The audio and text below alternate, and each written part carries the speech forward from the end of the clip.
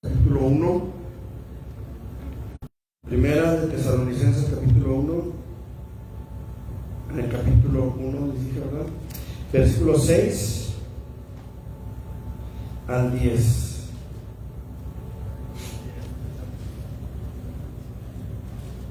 Les dije que no recuerdo lo tengamos, hermanos.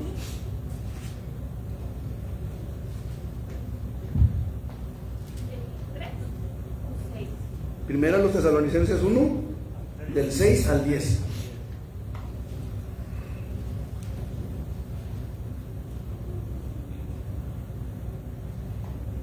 Bendiga el programa cuando lo tengamos. Aleluya. Dice la palabra del Señor de la siguiente manera: y vosotros vinisteis a ser imitadores de nosotros y del Señor, recibiendo la palabra en medio de gran tribulación, con gozo del Espíritu Santo, de tal manera que habéis sido ejemplo a todos los de Macedonia y de Acaya que han creído, porque partiendo de vosotros ha sido divulgada la palabra del Señor, no solo en Macedonia y Acaya, sino que también en todo lugar vuestra fe en Dios se ha extendido, de modo que nosotros no tenemos necesidad de hablar nada, porque ellos mismos cuentan de nosotros la manera en que nos recibisteis y cómo os convertisteis de los ídolos a Dios, para servir al Dios vivo y verdadero y esperar de los cielos a su Hijo, al cual resucitó de los muertos, a Jesús, quien nos libra de la ira venidera. Eterno Dios y buen Padre,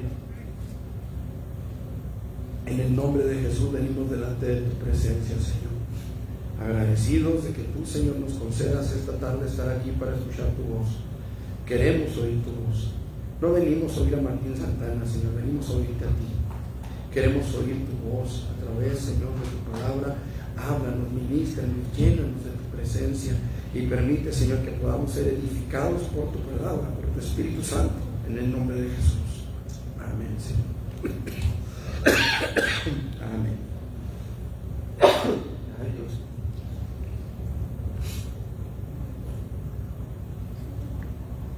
Y a pesar de que dormí con el aire prendido, no me estuvo mojado de sudor. Bueno, vamos a sentarnos, mis hermanos. Hemos orado ya, hemos leído la Escritura y creemos que Dios hablará en nuestras vidas y traerá una palabra que edifique nuestros corazones. Amén. Eso esperamos. Aleluya. Bendito el nombre de Jesús. ¿Alguna vez se ha visto en el espejo? Yo creo que sí, ¿verdad? Todo el mundo nos hemos visto alguna vez en un espejo. Y en el espejo vemos una imagen. Y esa imagen no miente, esa imagen nos dice quiénes somos y cómo estamos.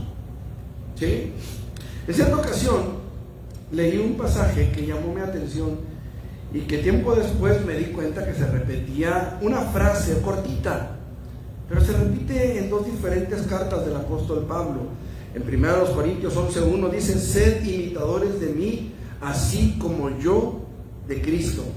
Y en Filipenses 3:17 la palabra del Señor nos dice con una pequeña variante, la misma frase pero con una variante que dice: hermanos, sed imitadores de mí y mirad a los que así se conducen según el ejemplo que tenéis en nosotros. La frase que se repite y que no sé si alguno de nosotros en este momento pudiera repetir es: sed imitadores de mí. Yo no sé cuántos de nosotros en esta tarde pudiéramos salir a la calle, o aún aquí mismo entre nosotros en la iglesia pudiéramos levantarnos y decir: sed imitadores de mí, como yo de Cristo. Esta es una frase, hermanos, que se oye muy hermosa en cualquier persona, ¿no? Bueno, en el caso del apóstol Pablo: sed imitadores de mí. Y se oye como una frase también muy, pero muy comprometedora. Muy comprometedora. En cierta ocasión, platicando con mis hijos, yo les dije a ellos: hijos, hay palabras que yo no digo, y el día que ustedes me oigan a mí decirlas, ese día tienen permiso de decirlas ustedes también. Pero mientras a mí no me escuchen decir esas palabras, no tienen ustedes por qué decirlas también. Entonces, qué interesante es, hermanos, que podamos en algún momento de nuestras vidas dar o tener esa solvencia moral como para decir, sean imitadores. Lo cierto, hermanos amados, es que para los tesalonicenses esta palabra que el apóstol Pablo les está escribiendo en este momento ha de ser una palabra, hermanos, de ánimo, una palabra de gozo, una palabra de satisfacción, cuando Pablo les dice en el versículo 7, de tal manera que habéis sido, ¿qué cosa? Ejemplo. De tal manera que habéis sido ejemplo a todos los de Macedonia y a los de Acaya. Acaya, hermanos, y Macedonia eran dos regiones de Asia Menor. Estaban situados cerca de lo que era el mar Mediterráneo, el Egeo, etcétera, etcétera. Ellos estaban en esa área de Asia Menor, hermanos. Era toda una región geográfica. Y la palabra del Señor nos dice que Pablo, hablándoles a los tesalonicenses, les dice: ustedes han llegado a ser un ejemplo. Hoy la iglesia, amado hermano, ha caído en un ejemplo o ha caído en una forma de iglesia que más que iglesia parece un club social, que más que iglesia parece una casa de risa en algunos casos, tristemente hablando, porque esa es la realidad. Y hemos llegado a ser un ejemplo de lo que la iglesia no es. El cuerpo de Cristo, los que debiéramos dar el ejemplo, muchas veces somos los que al contrario damos un ejemplo deplorable de lo que es el Evangelio. Hemos visto, hermanos amados, en cantidades industriales, videos de personas que más que proclamar el Evangelio lo pisotean, que más que proclamar el Evangelio lo que hacen es provocar la burla de la gente hacia el Evangelio. Hoy, hermanos, nosotros tenemos un desafío. Hoy Dios quiere desafiar a Peniel. Hoy Dios quiere desafiarle a usted y a mí. Hoy Dios quiere desafiarle a usted que está en el internet, para que logremos ser una iglesia ejemplar. Ese es el tema de este mensaje. Una iglesia ejemplar. Vivimos en un mundo en el que el Evangelio ha sido tan socavado, en el que el Evangelio ha sido tan ensuciado, tan pisoteado, tan rebajado, que hoy la gente no sabe lo que es ser cristiano. Hace unos días atrás predicaba un mensaje: ser cristiano es algo más, no sé cuántos lo recordarán. Pero hoy, hermanos, la iglesia de Jesucristo necesita saber lo que es ser un ejemplo. Y la gente allá afuera necesita tener en nosotros el ejemplo de lo que es el verdadero cristianismo. Una persona muy cercana a mí me decía: no, es que los pastores son esto, es que los pastores son acá y los pastores se vuelven ricos. Y le dije, bueno, pues, si eso es lo que tú piensas, si ese es el ejemplo que tú tienes, pues éntrale de pastor. Se te está durmiendo. Si ser pastor es volverse rico de la noche a la mañana, pues éntrale de pastor, éntrale al ministerio, para que sepas lo que es realmente ser un pastor. Pero sé un pastor. Sé un pastor. ¿Por qué? Porque si tú eres un pastor, entonces tú nos vas a enseñar a nosotros lo que es ser un pastor. Si tú eres un cristiano, tú nos vas a enseñar lo que es ser cristiano. Necesitamos a lo mejor ese ejemplo. Y qué tremendo sería, hermanos, que un inconverso nos diera el ejemplo de lo que es ser un cristiano. Hoy la iglesia de nuestro tiempo necesita aprender cómo ser un ejemplo. ¿Cuántas veces, hermanos, hemos dicho o hemos escuchado la frase: no me mires a mí, mira a Cristo? Él sí es perfecto, Él sí es bueno, Él sí es santo, Él sí es justo, Él sí es perfecto. Sí, hermanos, Él es perfecto en todos los aspectos. Pero cuando la gente quiere ver a Jesús, cuando la gente quiere ver a Dios, ellos lo quieren ver a través de nosotros, y no lo pueden ver a través de otra forma, no lo pueden ver de otra manera más que a través de la iglesia. ¿O no somos el cuerpo de Cristo? Entonces, cuando nosotros le decimos a la gente: no me veas a mí, mira a Cristo, digo, yo no soy iglesia, o yo no me considero iglesia, o no tengo argumentos para decirle a la gente de qué manera debe ser un cristiano. Entonces yo quiero que hoy veamos, hermanos, de qué manera podemos llegar a ser una iglesia ejemplar como esta de Tesalonicenses.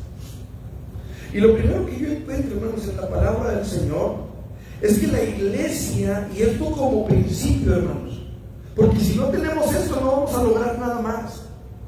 Si no tenemos esto como iglesia, jamás podremos llegar a ser una iglesia ejemplar. Lo que necesitamos en primer lugar es la búsqueda de la presencia del Espíritu Santo entre nosotros. Si el Espíritu Santo no está en nuestras vidas, nunca vamos a poder lograr lo demás. Esto es el primer paso. Esto es lo primero que necesitamos. Nuestra mayor necesidad, nuestra más grande necesidad es buscar la presencia del Espíritu Santo en nuestras vidas. Que el Espíritu Santo sea derramado sobre nosotros. Que el Espíritu Santo venga y limpie nuestros corazones, venga y limpie nuestra alma, venga y limpie todo nuestro ser y venga a fortalecer nuestras vidas. Hermanos, hoy nosotros necesitamos recordar que el cristianismo es una lucha. Lo veíamos creo que este domingo pasado. Una batalla campal, hermanos, contra el enemigo. Una batalla en la cual si nos descuidamos el enemigo nos puede hacer trizas. Una batalla en la cual enfrentamos a un enemigo formidable, más fuerte que nosotros. Y esto para muchos sonará como herejía, para muchos sonará como blasfemia, para muchos sonará como algo increíble. ¿Cómo es posible que este pastor esté diciendo que el enemigo, que Satanás, es más fuerte que la iglesia? Déjeme decirle que sí. Cuando el Espíritu Santo no está en la iglesia, no tenemos nada que hacer contra el enemigo. Cuando el Espíritu Santo no está en la iglesia, no somos más que un club social, no somos más que un grupo de personas con buenas intenciones, pero sin el poder para llevarlas a cabo. Si el Espíritu Santo no está, no hay ánimo. Si el Espíritu Santo no está, no hay poder. Si el Espíritu Santo no está, no hay sabiduría. Si el Espíritu Santo no está, no hay dirección.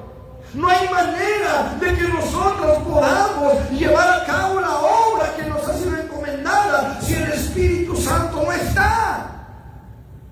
Porque no somos nosotros, hermanos, los que vamos a convencer a la gente de pecado, de justicia y de juicio para que se conviertan al Evangelio. Nosotros podemos hablar bonito, nosotros podemos hablar elocuentemente, nosotros podemos tener un discurso en nuestra boca, un discurso que llame la atención, un discurso que jale multitudes, sí. Ahí están los políticos, jalan multitudes. Miles de personas lo siguen, ¿sí? Miles. No sé cuántos millones de votos obtendrían Claudia Sheinbaum ahora en las elecciones, o esta otra Xochitl Gálvez, o ese otro, no sé cómo se llama. ¿Ah? Sí, ese es el Sonri, pero no sé cómo se llama. Yo no sé cuántos votos obtuvieron, lo que sí sé que fueron miles, no fue uno. Miren, hermanos, estaba viendo, no sé si se lo compartí a través de Facebook, un video de personas que se atribuyeron el nombre de Jesucristo y tuvieron un final trágico. Me llamó la atención, hermanos, que hubo uno, creo que fue un chino, que logró, hermanos, millones, no sé si 1 o 2 millones de seguidores. Estaba Miranda, que también 100,000 miembros en su iglesia, luego lo siguió su esposa con los mismos 100,000. Y ha habido varios, hermanos, varios que se han autonombrado Cristo y han jalado a miles de personas tras de ellos. Uno de ellos tenía un séquito de creo que eran 3 hombres y 6 mujeres que siempre andaban con él, los apóstoles. Todos ellos ya fallecieron. Solamente creo que queda la mujer esta que se cree Cristo Lisbeth. Tienen un discurso, jalan gente, pero no hay salvación en ellos. No hay salvación en ellos. Hoy la gente allá afuera necesita saber quién es quién, hermanos. Hoy la gente necesita saber realmente quién tiene la verdad. Y para eso nosotros necesitamos al Espíritu Santo para que nos dé dirección, para que nos dé la sabiduría, para que podamos confrontar a la gente con el pecado, con la palabra de Dios. ¿Sí me estoy explicando, hermano? Si el Espíritu Santo no está, nada de lo demás que vamos a ver ahorita, nada lo vamos a lograr si el Espíritu Santo no está. Porque es Él el que nos da esa dirección. Porque es Él el que nos va a gobernar, el que nos va a encaminar, el que nos va a tomar de la mano y nos va a llevar por el camino que debemos andar. No podemos prescindir del Espíritu Santo. Siempre queremos ser una iglesia que sea ejemplo a los demás, ejemplo a todos aquellos que se dicen cristianos, ejemplo a todos aquellos que se dicen hijos de Dios, ejemplo a todos aquellos que necesitan saber realmente si Cristo está entre nosotros o no. Es necesario, hermano. Miren, mucha gente se está perdiendo. Mucha gente se está perdiendo. Todos los días muere alguien. Todos los días hay personas que están muriendo. Algunos por enfermedad, otros en accidentes, otros porque los agarró una bala por ahí perdida, u otros porque de veras iba la bala tras de ellos. Todos los días alguien muere. Y esa gente necesita a una iglesia llena del Espíritu Santo que les diga: Él es por aquí, es por aquí. Quiero ver 4 o 5 cositas, espero verlas, alcanzarlas a ver todas. Quiero pasarme a lo que sigue. Dice la palabra del Señor: vosotros vinisteis a ser imitadores de nosotros y del Señor, recibiendo la palabra, dice, en medio de gran tribulación. La iglesia de Jesucristo, hermanos, puede ser un ejemplo. La iglesia puede ser una iglesia ejemplar. ¿Sabe cómo? Soportando la prueba. A veces, hermanos, llegan pruebas difíciles. A veces hay cualquier cosa, ¿no? Que se me perdieron unos papeles, que me quedé sin trabajo, cositas así que a lo mejor para algunos pudieran ser cosas sencillas, cosas leves, y para otros a lo mejor pudieran ser algo más serio. Pero lo cierto es que a veces llegan pruebas que son pruebas, que se complican las cosas. A veces hay cositas bien sin chiste y de repente se nos vuelve algo grande, algo enorme, algo fuera de proporción. Sucede.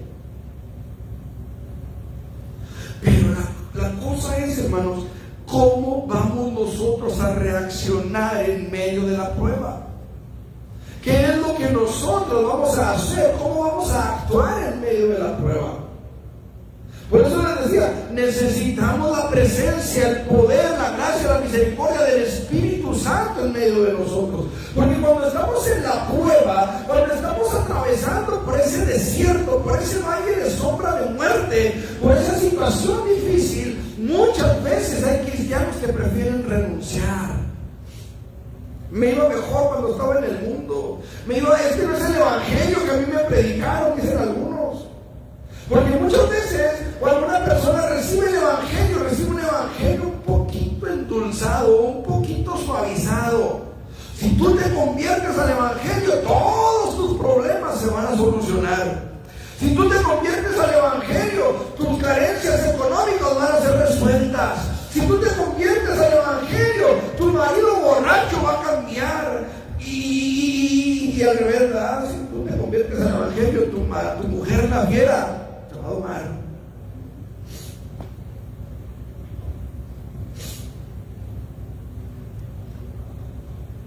Y resulta que, ay Dios, resulta que el marido borracho ya no toma caguamas, gloria a Dios, ahora toma Presidente y una botellota así de no sé qué, y Don Bulcho y Guacardí, ¿o qué?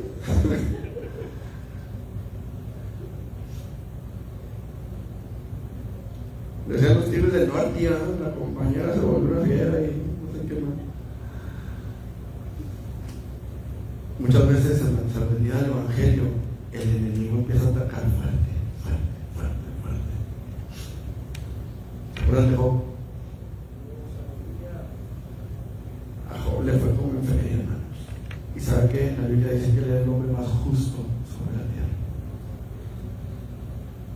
Ni siquiera de Abraham, del que Dios dijo, eres mi amigo, ni siquiera de él dijo que era el hombre más justo sobre la tierra. Lo dijo de Job. Y a Job le fue como en feria. ¿Saben por qué le fue como en feria a Job? Porque Dios dijo, ¿has considerado a mi siervo Job? ¿Te has fijado en él? ¿Te has fijado en mi siervo que se entregó a mí? ¿Te has fijado en no sé, fulanito de tal que está empezando a ir a la iglesia? ¿Te has fijado en su tanita que viene y es fiel en la oración? ¿Te has fijado? Y Satanás le dijo, sí, pues lo has rodeado, lo has cercado de favor, no me le puedo arrimar porque tú lo estás protegiendo. Pero vino la prueba sobre Job. Vino la prueba sobre Job. Y todo en un solo día. Excepto la sarna, que le duró tiempo. Pero en un solo día, todo su ganado le fue robado. En un solo día, todos sus hijos murieron. En un solo día se enfermó en su cuerpo. Y en un solo día, su mujer le dijo, maldice a tu Dios y muérete. Pero ¿sabe qué tenía Job? Que Job buscaba a Dios todos los días. Él se refugiaba en Dios todos los días. Y por eso pudo soportar la prueba. Qué tremendo es, hermanos, que a veces nos llegan las pruebas, nos llegan las aflicciones y no sabemos para dónde correr. No sabemos para dónde hacerlo. Inevitablemente, hermanos, esto es muy natural en el ser humano. Es inevitable preguntarnos, ¿por qué? ¿Por qué a mí? ¿Por qué yo? ¿Por qué no a mi vecino? Que es así, así, así, así. ¿Por qué a mí? Y a veces le decimos al Señor, Señor, pues si yo te busco, si yo estoy tratando de servirte, si yo estoy tratando de hacer tu voluntad, si yo estoy tratando de vivir en santidad, si yo estoy tratando de hacer las cosas como tú quieres, ¿por qué a mí? ¿Por qué no a fulano? Déjeme decirle por qué. Porque fulano ya está en las manos de Satanás, y lo que Satanás quiere es que usted esté en las manos de él también, que usted regrese a su cautiverio con él. Aquel no necesita ser derribado, el que necesita ser derribado es usted. ¿Me explico? Para Satanás, por supuesto. Pero el creyente, hermano, el que cree, el que está agarrado del Espíritu Santo, ese va a soportar la prueba y va a atravesar por el valle de lágrimas, va a atravesar, hermano. Dice la palabra del Señor, irá andando y llorando el que lleva la preciosa semilla, el que lleva. ¿Se acuerdan qué fue lo que Jesús dijo? El sembrador salió ¿a qué? A sembrar. Y mientras iba, arrojaba ¿la qué? La semilla. Esa semilla es el evangelio, hermano. Y la diferencia la hace la clase de tierra donde la semilla cae, el corazón donde la semilla cae. En este caso, amado hermano, nosotros somos los que llevamos la semilla porque llevamos el evangelio en el corazón. Irá andando y llorando el que lleva la preciosa semilla, mas volverá a venir trayendo sus gavillas. Qué importante es que nos aferremos a esa preciosa semilla que es el evangelio. Hermanos amados, hoy nosotros necesitamos, y la gente allá afuera, nuestros hijos, nuestros vecinos, necesitan ver en nosotros esa estabilidad emocional en medio de la prueba. Que ellos puedan saber, hermanos, que hay paz en nuestro corazón, aún en medio de la tormenta, aún en medio de la tempestad. Que ellos puedan hacerse esta pregunta: ¿cómo puedes tener paz en medio del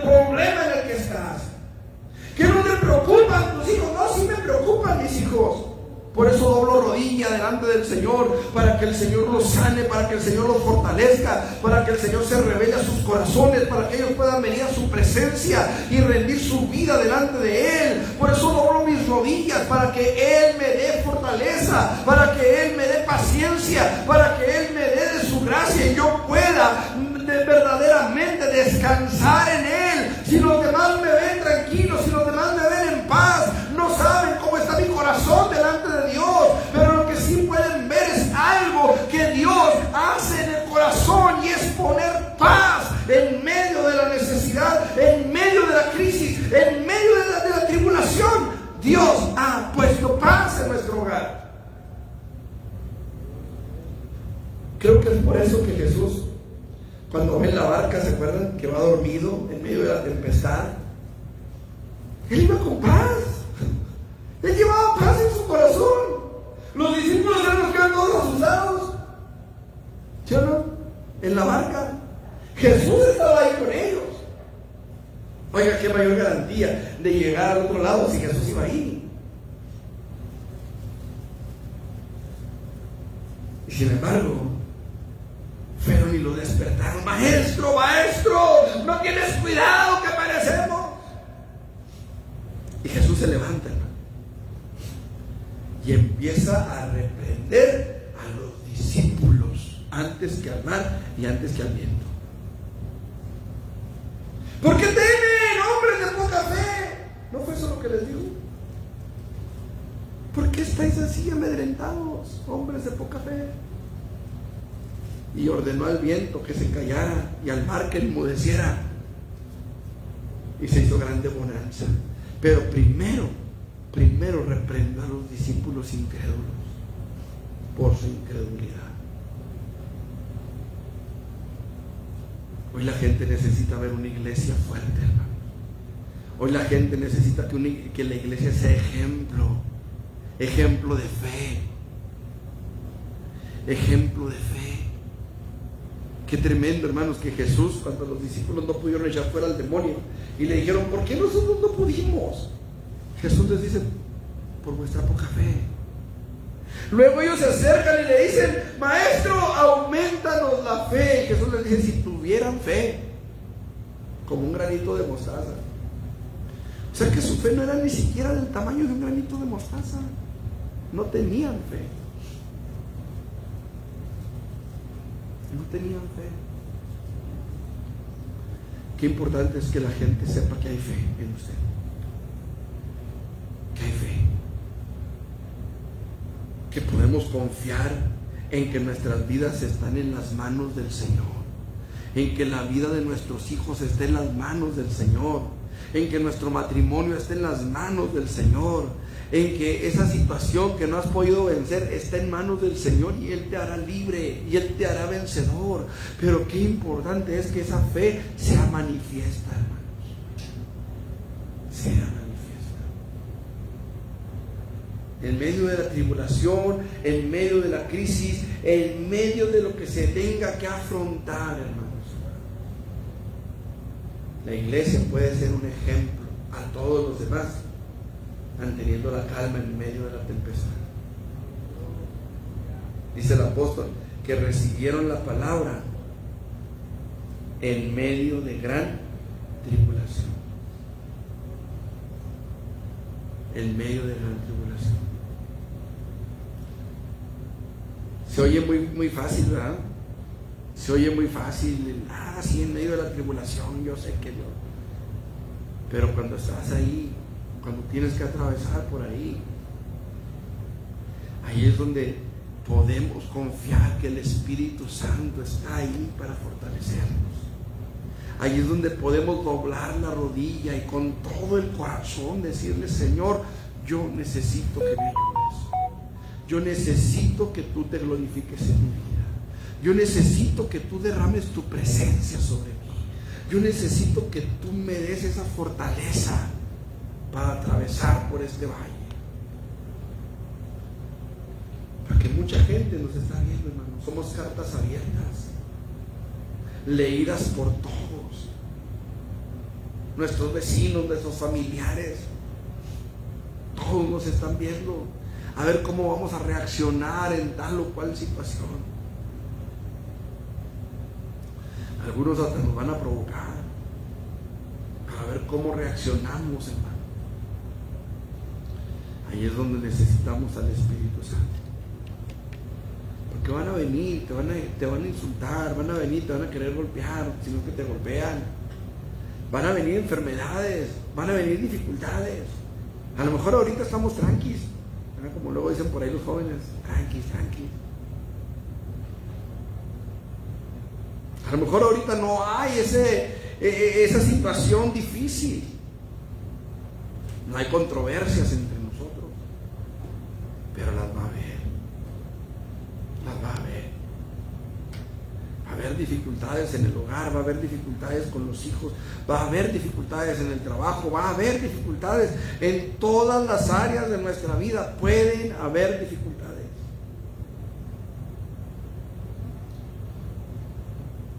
Pero siempre el Espíritu Santo va a estar con nosotros para que seamos ejemplo de cómo debe ser una iglesia, la iglesia de Jesucristo. En tercer lugar, hermanos, dice la palabra del Señor: y vosotros vinisteis a ser imitadores de nosotros y del Señor, recibiendo la palabra en medio de la tribulación. Lo hemos dicho hasta el cansancio de ustedes, yo creo. Ya estarán hartos y cansados de que siempre menciono la palabra, la doctrina.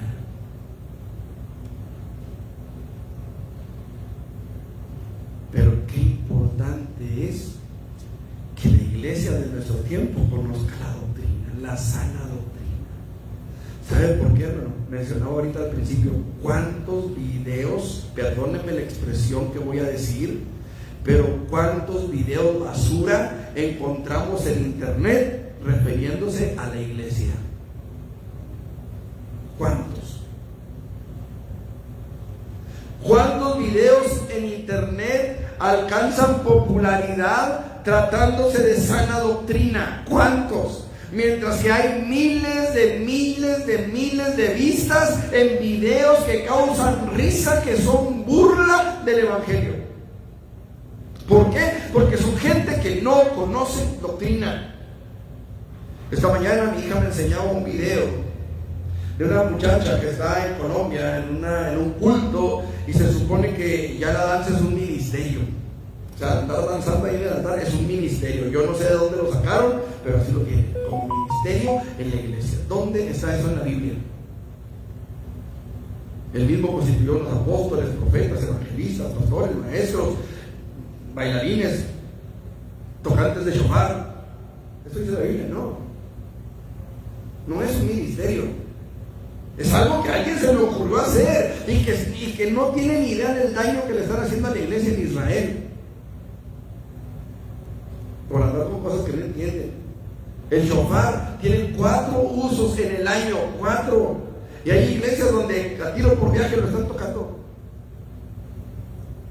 Porque no hay doctrina, porque no hay enseñanza, porque no hay conocimiento. Déjeme decirle una cosa que es preocupante. Hay muchas iglesias aquí mismo en la ciudad que no tienen estudio bíblico.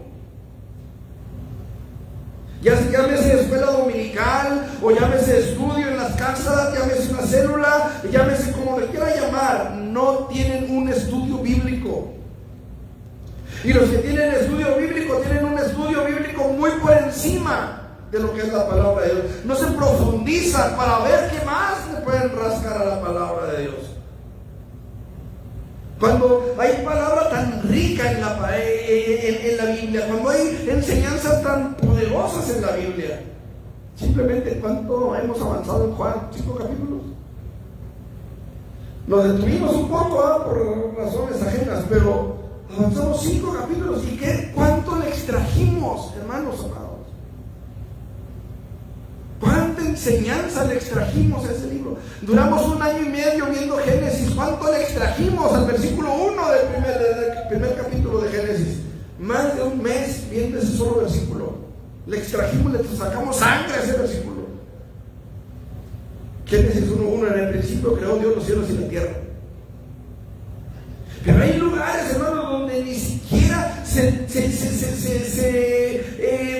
se profundizan, ni siquiera se ponen a leer la Biblia. Hay iglesias, hermanos, aquí en Chihuahua hay iglesias donde usted ve que entran mucha gente y ni una sola Biblia. Es más, yo creo que ni el predicador lleva Biblia. Aquí mismo en Chihuahua. No hay doctrina, hermanos. No hay doctrina en muchas iglesias. Iglesias que tenían escuela dominical mejor cerraron en ese tiempo porque la gente dejó de ir.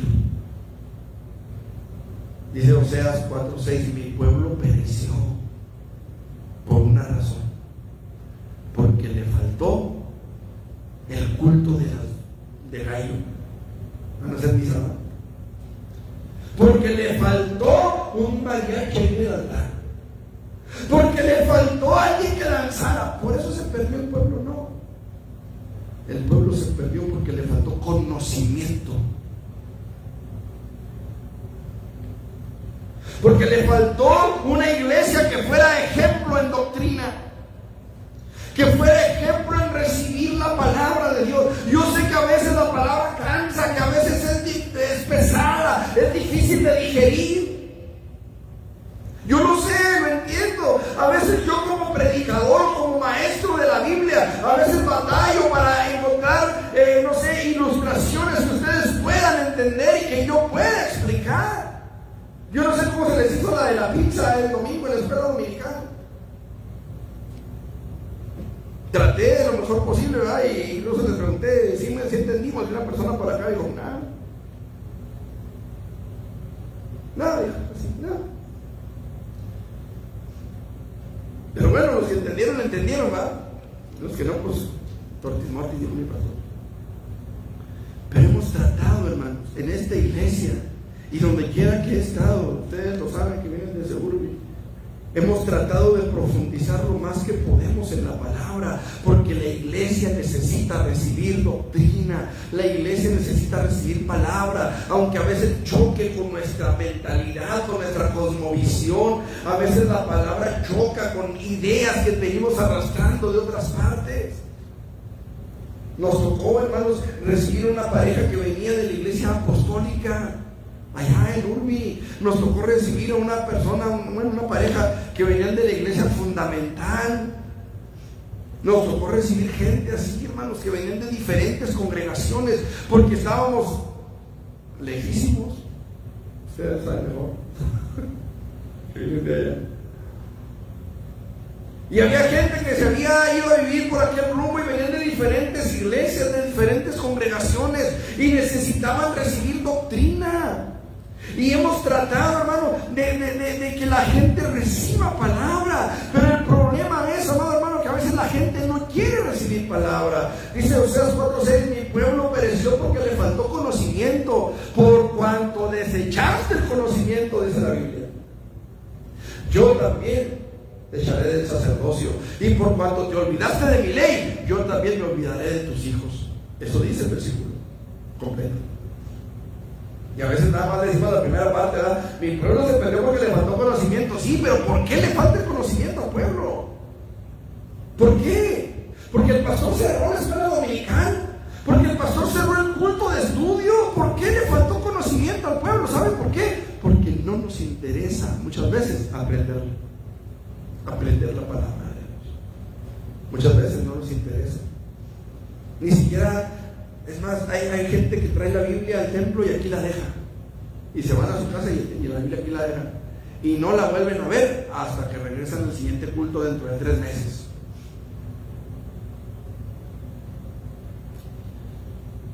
Necesitamos ser un ejemplo, hermanos. Necesitamos ser ejemplo. La gente de afuera quiere ver una iglesia santa. La iglesia de afuera quiere ver una iglesia consagrada. La iglesia de afuera quiere ver una iglesia que conoce la Biblia y la aplica. Esto es el verdadero cristianismo, hermanos. Aplicar las verdades bíblicas a nuestra vida. Eso es ser cristiano. Pero ¿cómo vamos a aplicar algo que no sabemos? ¿Cómo vamos a aplicar algo que no conocemos? Cuando usted compra un aparato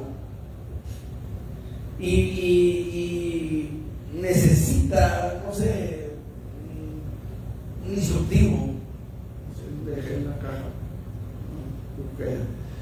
Cuando usted necesita un instructivo, y no en el instructivo vienen puras rayitas así, y dice, pues esto está en chino.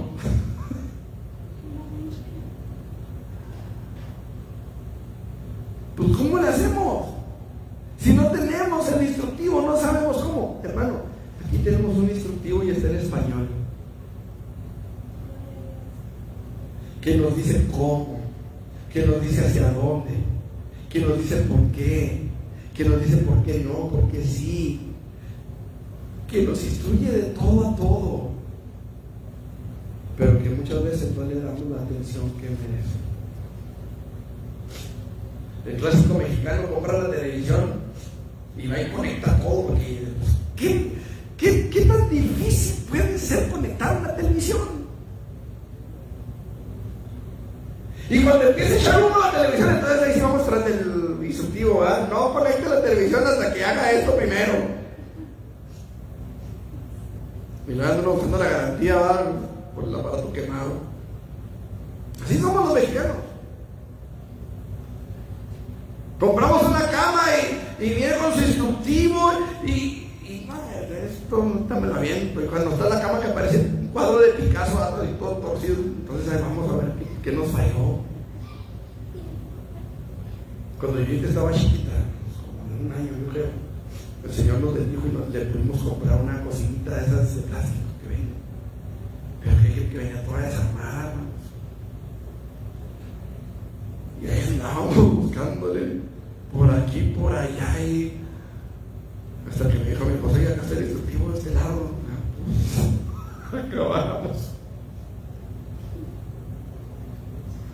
Acabamos, duramos. Y trae dibujitos de el instructivo para que no batalle uno.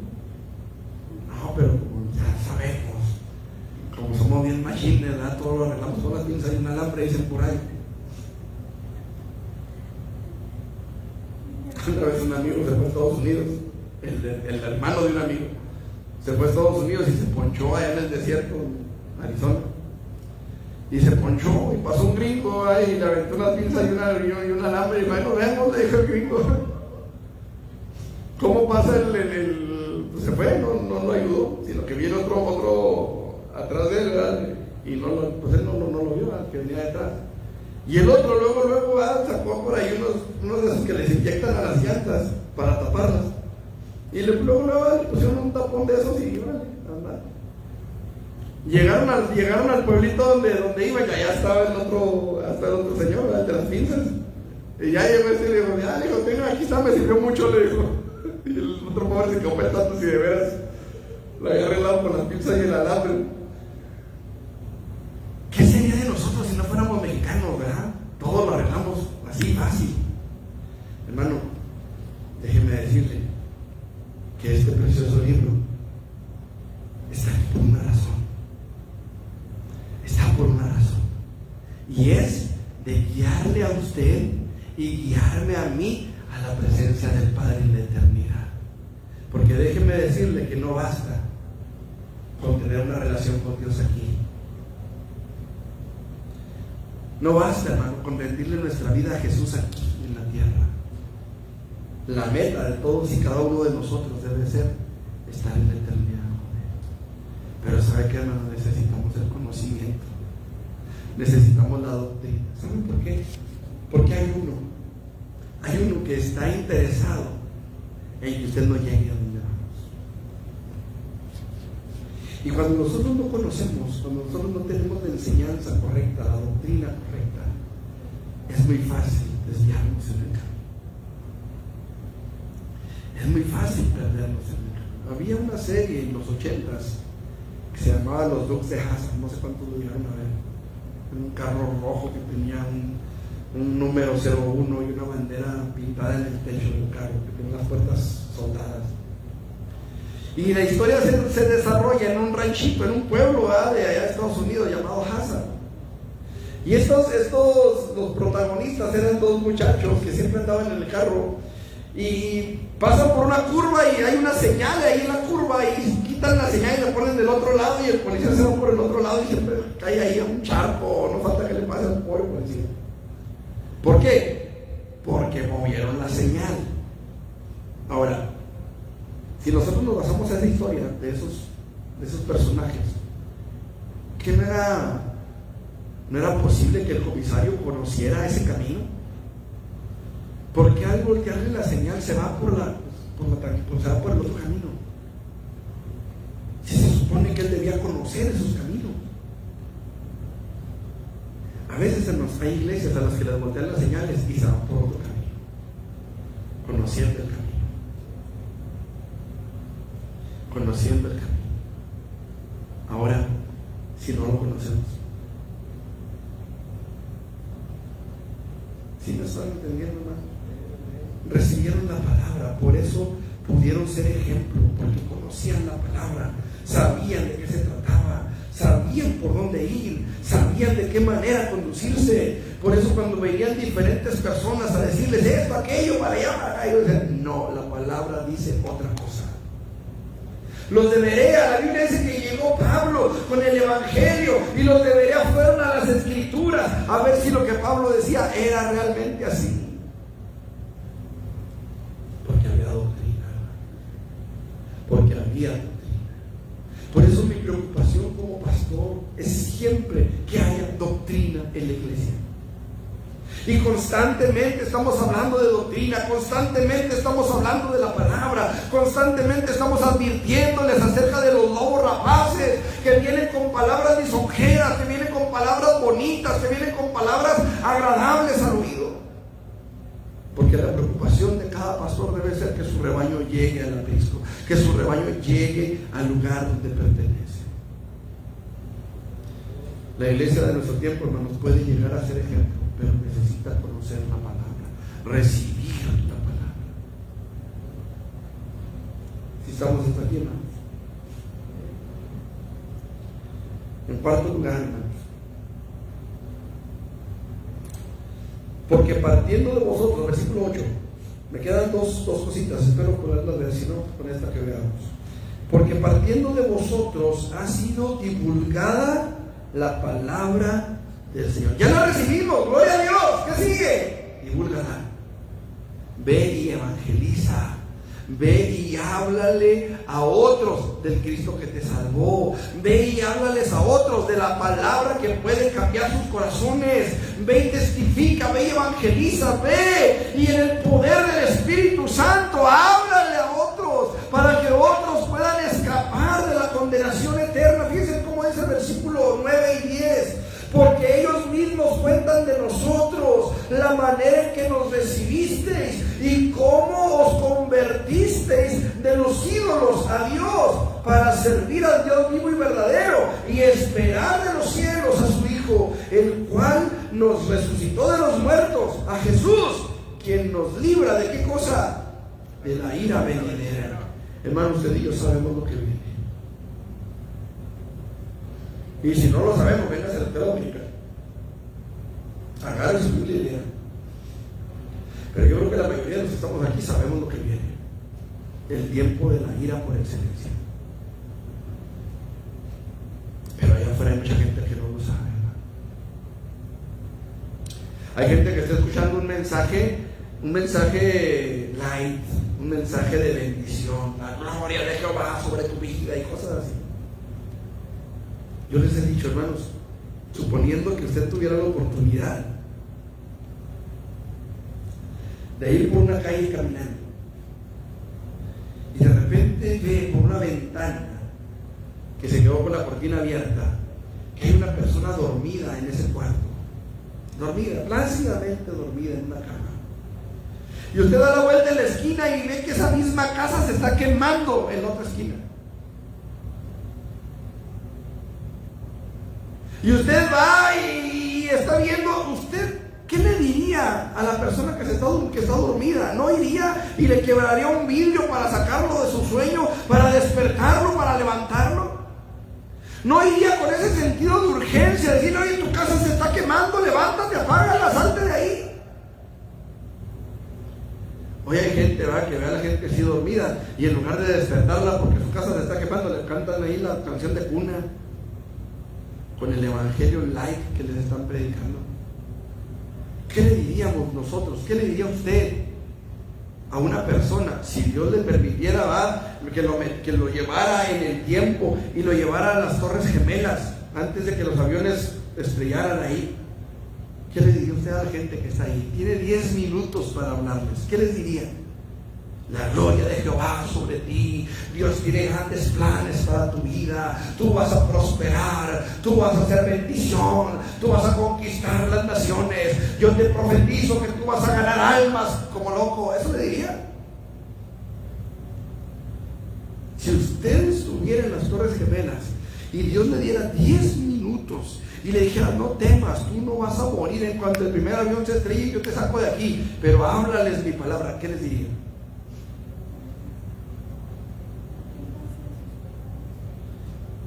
¿Qué les diría? ¿Saben qué? Sálganse de aquí, arrepiéntanse por si no llegan. Estamos en el piso 150. ¿Qué les diría? ¿Qué les diría? Saben que hoy hay mucha gente, hermano, que sabe lo que viene y está endulzándole el oído a los que no saben. Y está endulzándole, predicando un evangelio que nada tiene que ver con la salvación de sus almas. Ven por tu milagro, les dicen.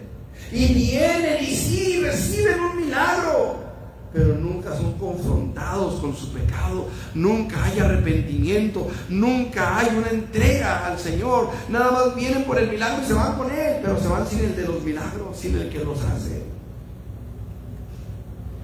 Hoy la iglesia, hermano, necesita y puede ser ejemplo predicando la palabra de verdad. Que la gente vea que verdaderamente hay una iglesia que está predicando la palabra, que conoce la palabra, que sabe la palabra y la habla aunque los demás se rían, y la habla aunque los demás le tuerzan la boca, y la habla aunque a los demás no les guste la palabra que se predica. Pero tenemos que ser esa iglesia, hermanos, una iglesia que sea ejemplar. Una iglesia ejemplar es una iglesia que predica la palabra, que vive la palabra, que da testimonio con su vida. Dice la palabra del Señor, versículo 8: porque partiendo de vosotros, o sea, de ustedes, ha sido divulgada la palabra del Señor.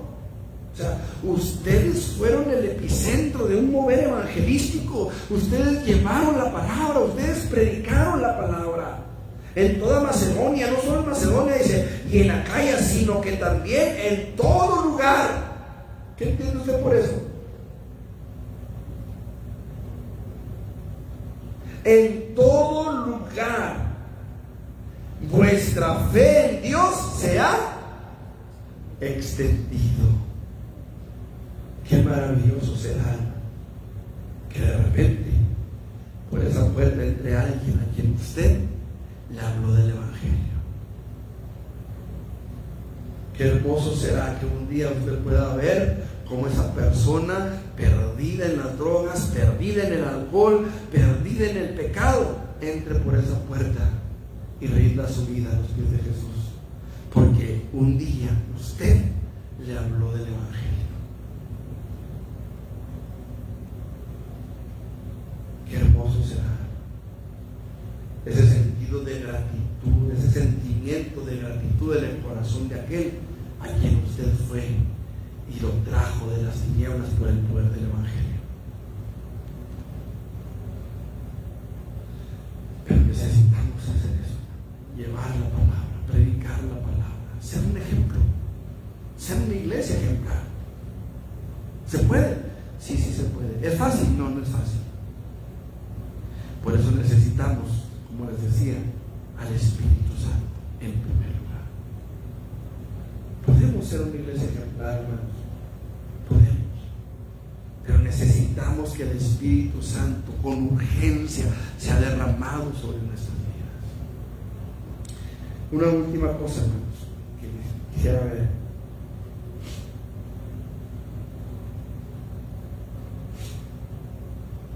La palabra, que se predique la palabra, pero dice, de modo que nosotros no tenemos necesidad de hablar nada, porque ellos mismos cuentan de nosotros la manera en que ustedes nos recibieron. y cómo se convirtieron de los ídolos a Dios para servir al Dios vivo y esperar de los cielos a su Hijo, el cual resucitó de los muertos, a Jesús, quien nos libra de la ira venidera. ¿Cómo podemos ser una iglesia ejemplar, hermano? Podemos ser una iglesia ejemplar no perdiendo la esperanza que tenemos. Cristo viene pronto. Él viene, hermano, y nosotros tenemos que esperarlo. Podemos ser una iglesia ejemplar, hermanos, manifestando que esperamos a Jesús, que nuestra esperanza esté en nosotros, hermano. Miren, muchas veces no entendemos las cosas, por qué suceden o cuándo van a dejar de pasarnos cosas a nosotros. Lo que tenemos que entender, hermanos, es que un día todo esto va a pasar, que un día la trompeta va a sonar y nosotros seremos arrebatados a las nubes con nuestro Señor Jesucristo. Ellos necesitan ver que nosotros hay esa esperanza, que esperamos que venga. Oye, pero tiene más de 2000 años diciendo que viene y no viene. Hermanos, nunca como ahora hemos visto tantas señales de su venida. Nunca como ahora, a partir de que Jesucristo subió, hermanos amados, muchas señales se han ido cumpliendo, pero nunca como ahora hemos visto tantas y tantas señales ya cumplidas. Esta palabra, hermanos, tiene infinidad de profecías que se han cumplido a lo largo de los siglos. Solamente en cuanto a Jesús hay 400 profecías cumplidas, 400 más, que se cumplieron en la persona de Jesús, desde su concepción hasta su muerte en la cruz y resurrección. 450 profecías se cumplieron ahí. 450. Ahora, yo le pregunto, ¿usted cree que si Dios permitió, escuche lo que le voy a decir, si Dios permitió que todas las profecías relacionadas con Jesús, incluida su muerte, la forma tan terrible en la que Él murió, se cumpliera? Esa humillación que Él sufrió, se cumplió. Si vamos al Salmo 22, la palabra de Dios nos habla de cómo Él sufrió, cómo Él iba a sufrir, y se cumplió. ¿Usted cree que si Dios permitió que se cumpliera la humillación de Jesús, no va a permitir que se cumpla su exaltación? No va a permitir que se cumpla. Si permitió que el hombre lo viera humillado, no permitirá que el hombre lo vea exaltado. Se va a cumplir, hermanos. ¿En qué momento? No sé. No le puedo decir que mañana o que ahorita o que dentro de 100 años. Yo no le puedo decir cuándo. Lo que sí le puedo decir, hermano, es que profecías se han cumplido, señales se han visto. Cristo viene.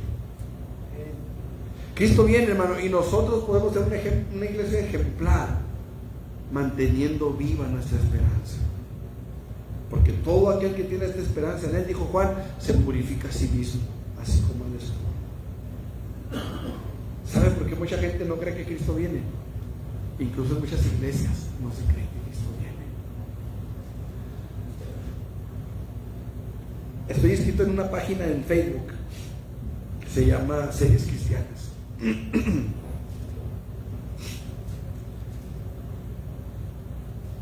Y había un meme, le llaman, creo, una foto de una persona que decía: para salir de mis deudas necesito que primero Cristo venga. Como diciendo, nunca voy a salir de mis deudas. Porque había otro, no sé si antes o después de ese, que decía: para salir de mis deudas necesito pelear con el Canelo. O sea, cosas imposibles, ¿no? Para uno, ya me veo peleando con un boxeador profesional, me pone una zurra, como decía mi mamá. Cosas imposibles.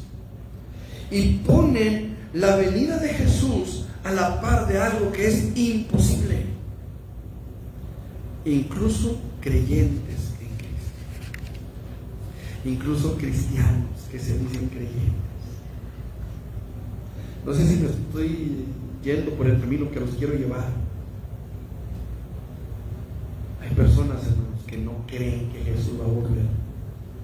¿Y saben qué pasa con esas personas? Que no se purifican. Que no se purifican. Porque no creen en la venida de Jesús. Hay personas allá afuera que están viendo, hermano, cómo nos comportamos, si de veras esperamos o no la venida de Jesús. Porque ellos ven en nosotros y ven, ¿de veras estás esperando que Cristo venga? ¿Y por qué vives así? Si puede venir en cualquier momento según tú.